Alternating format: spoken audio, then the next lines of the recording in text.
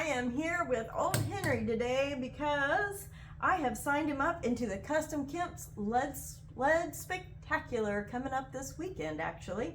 On Friday they have a Runway Brung Drags strip set up. It's an 1/8 mile and you just kind of go against whoever pulls up next to you. I thought that sounded like a lot of fun. Henry was actually designed to be a drag car. Doesn't turn very well, doesn't like to stop, but it will go straight fast. And I've always wanted to put it on a drag strip. It has never worked out for me to take him to this show. And finally this weekend it looked like it could happen.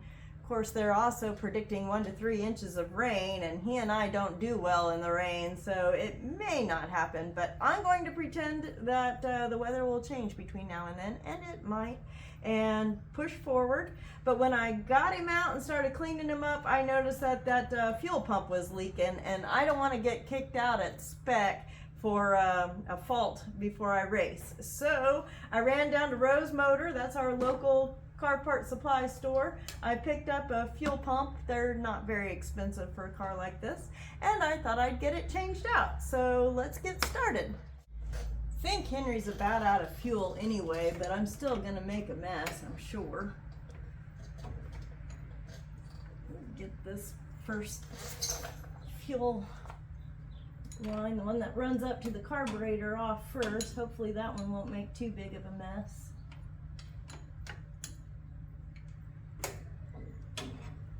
Oh, but I'm wrong, it is. Fuel is dripping everywhere.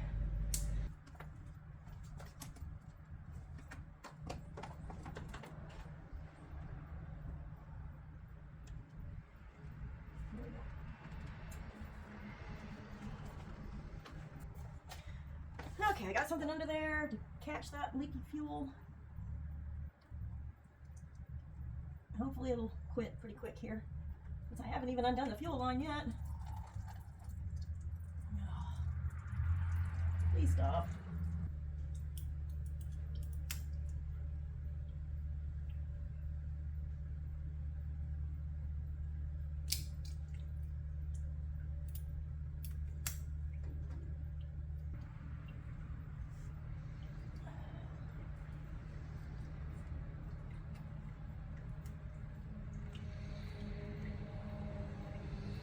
She's coming. There we go.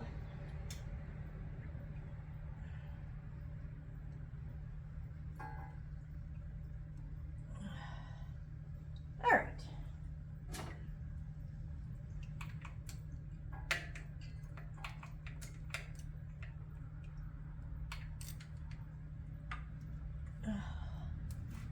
That was really loose.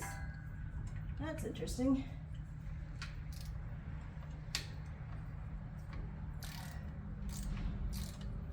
This is tighter than that side, but not by much.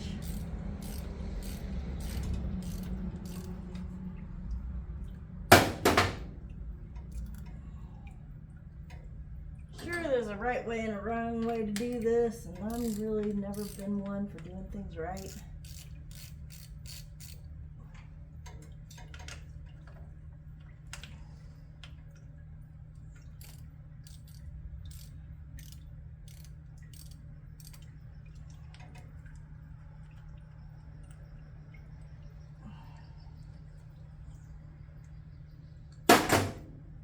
We're doing better there. All right. It'll be okay.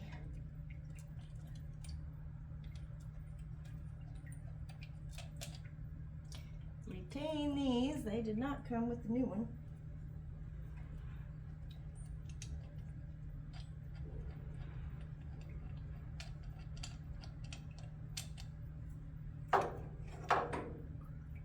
And there she is. It was leaking around this area here. I don't know if you can see that or not. And this is the style that's crimped, so there's no replacing or fixing that. You just gotta redo the whole thing. But and so there's 30 bucks. So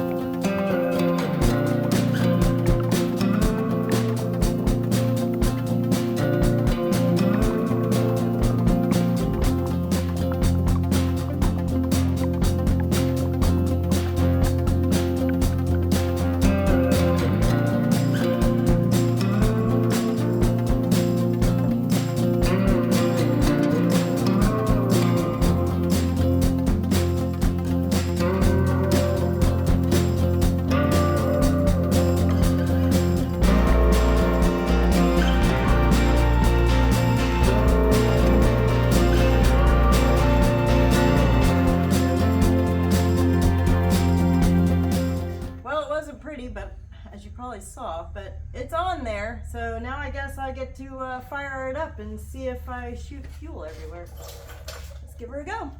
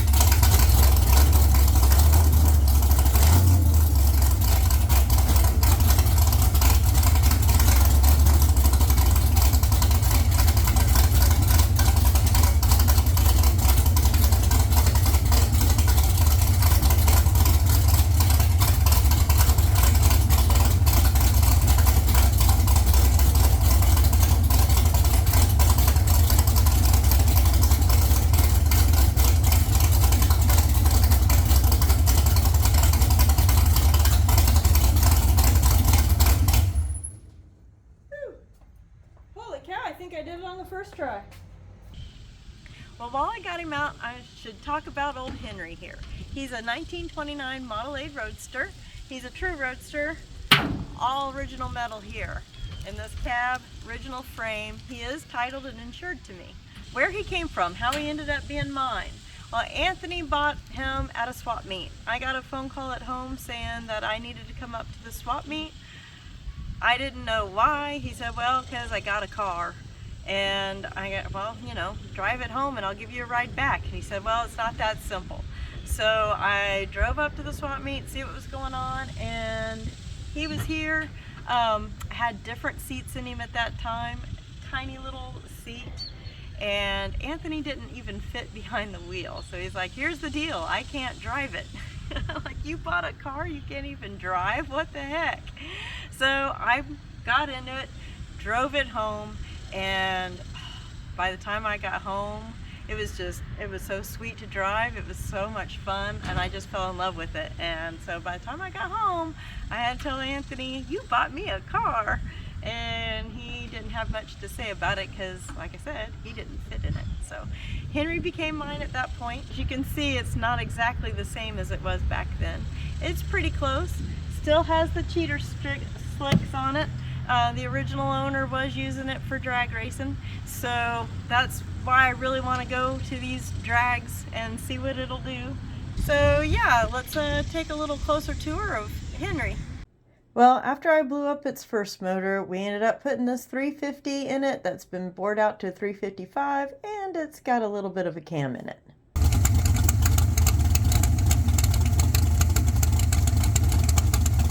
Those Mororoso valve covers I picked up at a swap meet, along with that antique copper oil can that I'm using as an overflow for the radiator. And this motor had a B&B oil pan that said Fast Cracker on it, which kind of cracked me up, so I left that. And it came with those hooker headers, which were awesome, and that hooker header sticker, so of course I had to leave all of that. And it did have a DUI distributor from Performance Distributors, and that's like the best, so that was cool. And as a birthday present, Anthony gave me that high-rise air gap intake. Here's a link to the video over on the Hardcore Fab channel where Anthony made that grill for me out of that old grill shell, and also some brackets to mount those headlights. I think the whole front end of the car looks pretty sweet, especially with that bug catcher that was given to me from my friend Stan. And behind that engine is a 2-speed Power Glide transmission, followed by a Ford 9-inch with a spool. The body, of course, was dropped and channeled over the frame, and it is 4-linked in the back, but it still has the original buggy springs in the front and rear. I also replaced the steering wheel, and then I decoupaged the tunnel and the door panels. And here's a link to that video over again on the Hardcore Fab channel, where you can see a DIY on how to do that decoupage. And I also bead rolled the door panels, and I made a new seat cushion. And the only other thing to talk about is that I did hand sand off all of that primer gray paint in order to reveal the patina that was hiding underneath it. I just absolutely love it. I think it's beautiful. And then we can also talk about those 12.5-inch wide cheater slicks and those lovely moon hubcaps. I just love them. So I guess that's about it. So let's get her loaded up and head on out to Salina.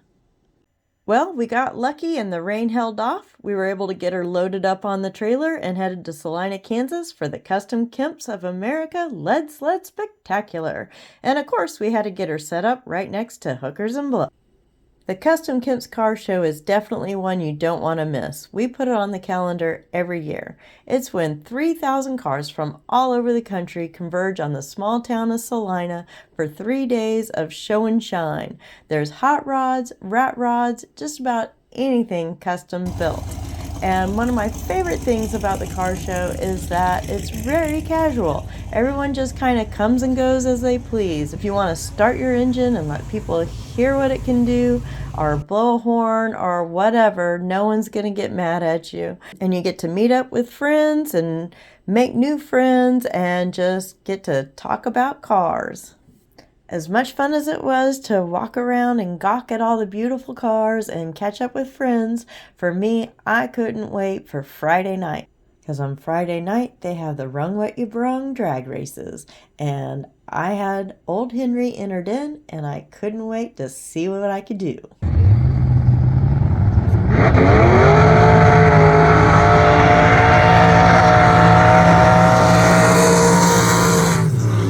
Around 4 o'clock, everyone starts making their way across town to the drag strip, and then everybody starts lining up, and controlled chaos begins.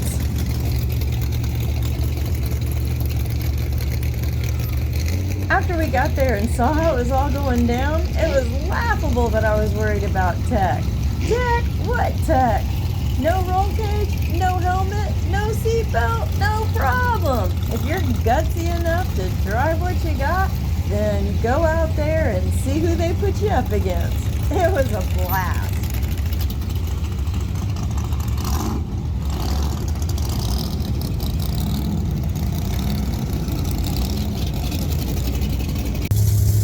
So I added myself to the line and then started really getting nervous and scared. I wonder who I would be put up against. Is that the guy I'm going to be racing? Huh. I don't think so.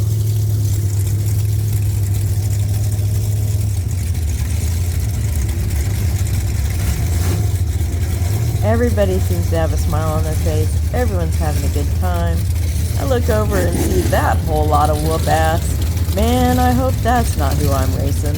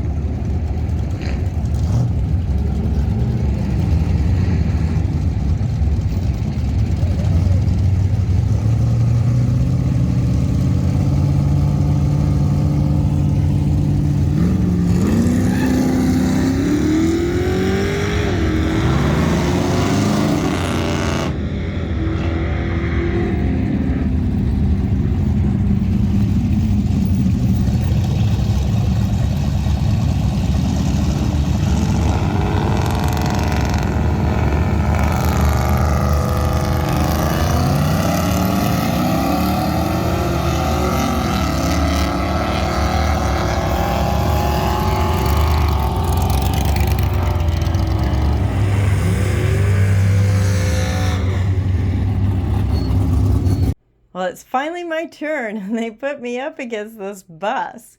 Now, I saw the bus at the show, and it's completely decked out inside. It's really sweet. Hopefully she beats the bus.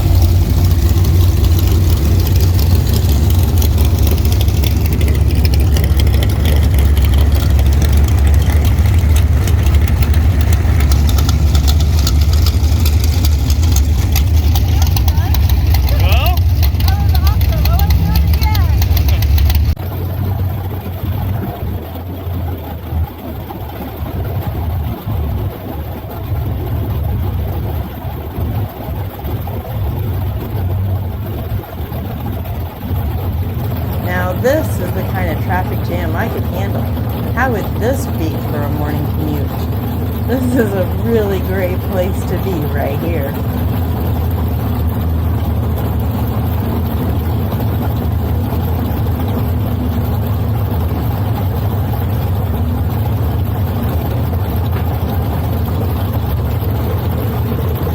You might be wondering, where is Hookers and Blow in all of this traffic jam? Well, he drove Hookers and Blow, and so Hookers and Blow needed to be able to drive home. So we decided it wouldn't be prudent to race it. So it stayed on the side, and Anthony was just a spectator.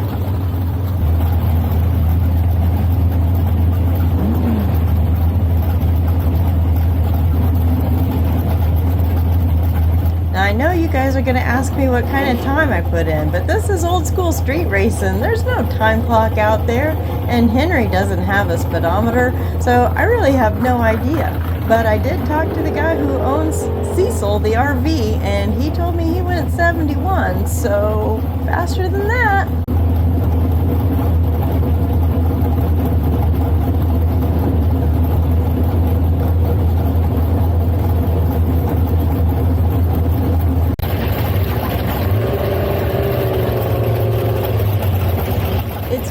About my turn. Am I going to be racing against Cherry Bomb? Ooh, I hope not. Oh, good. No, I'm not.